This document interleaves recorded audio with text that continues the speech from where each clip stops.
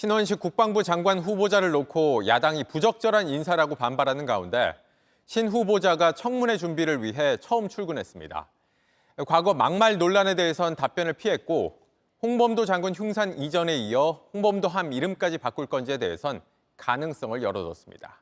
김지아 기자의 보도입니다. 신원식 장관 후보자는 지난해 국정감사에서 처음으로 육사에 설치된 홍범도 장군 흉상을 치워야 한다고 주장했습니다. 자유시 거기에서 거의 1,500명 되는 우리 독립군의 씨가 마르는데 주역이었습니다. 왜 육사 교과 과정에서 저런 걸 했는지 굉장히. 결국 육사는 지난달 홍범도 장군 흉상을 학교 밖으로 옮기는 걸 확정했습니다. 윤석열 정부 들어 신 후보자가 처음 문제 제기한 뒤 실제 이전이 결정된 셈입니다. 이 때문에 장관이 되면 홍범도 함의 명칭 변경도 강행할 것이라는 전망이 나옵니다. 신 후보자는 일단 가능성을 열어뒀습니다.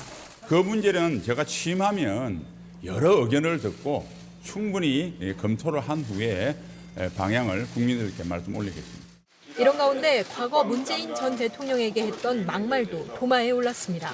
2016년 촛불 반역, 2019년 태극기, 대한민국을 바로 세우는 헌법입니다. 문재인 따는 것은 시가 문제입니다.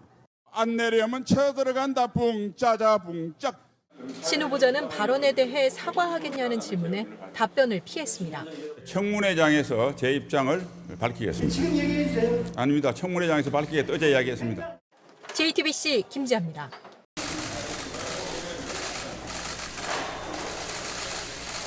국방관의 지침과 의도를 잘 헤아려서 정의화된 선진 강군을 만드는 데 진력하겠습니다. 특히 장병들이 올바른 국가 간, 대적 간, 군인 정신으로 무장이 돼서 군 본연의 임무에만 매진하는 군인다운 군인, 그리고 적과 싸우면 반드시 이길 수 있는 군대다운 군대를 만드는 데 성심을 다하겠습니다. 이상입니다. 9.19 군사합의는 공식적으로 파기를 선언을 하는 게 옳다고 보시는지요?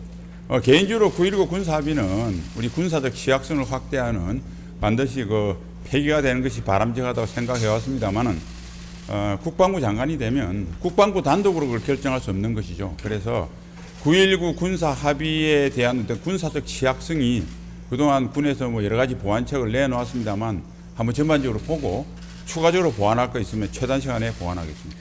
네네. 전직 대통령에게 도마지를 딴다라는 생명을 위협하는 원색적인 발언들을 하셨는데 이 부분에 대해서 해명이나 지금 생각은 어떠신지 사과 변명하실 생각 없는지 좀 말씀해 주시죠. 예, 청문회장에서 제 입장을 밝히겠습니다. 지금 얘기해 주세요. 아닙니다. 청문회장에서 밝히겠다. 어제 이야기했습니다. 그러니까 본인이 하셨던 청문회장에서 밝히겠다고 수차 이야기했습니다. 청문회가 이거랑 똑같은 얘기인데 얘기를 하시는 생각입니까? 청문회장에서 밝히겠습니다. 대통령께서 말씀하신 반국가의 선동 발언 아니겠습니까? 자, 들어가시면 될 것 같습니다. 예, 이상 질문이 없으신 걸 알고 감사합니다. 이번엔 신원식 국방부 장관 후보자와 관련해 저희가 새롭게 취재한 내용입니다. 신원식 후보자의 아내가 고급 빌라 지분을 가지고 있는데 재산 신고 때 이 사실을 알리지 않은 것으로 확인됐습니다.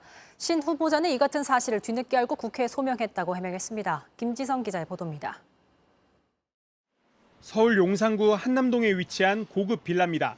신원식 국방부 장관 후보자의 장인이 소유하던 집입니다. 신 후보자의 아내 도 씨는 지난해 8월 자신의 아버지로부터 이 집 지분을 물려받았습니다. 그런데 올해 신 후보자의 국회의원 재산 신고 내역에는 이 사실이 빠져 있습니다. 부동산과 관련해선 아내가 갖고 있는 서울 성동구 아파트 전세권만 신고돼 있습니다. 2023년도 재산 신고 내역은 지난해 12월 31일을 기준으로 하는데 신 후보자 아내가 그 이전인 지난해 8월 취득한 재산을 신고하지 않은 겁니다. 신원식 후보자는 이에 대해 장인이 돌아가신 후 살던 주택을 장모와 자녀 3명이 상속받았다며 배우자 상속분은 9분의 2인 약 1억 7천만 원이라고 설명했습니다. 그러면서 재산 신고 시 이를 누락해 올해 5월 국회로부터 관련 사실을 통보받아 소명했고 내년부터 반영하면 된다는 답변을 받았다고 해명했습니다. 하지만 야권에선 재산 신고 누락 자체가 장관으로서 결격 사유란 지적이 나옵니다.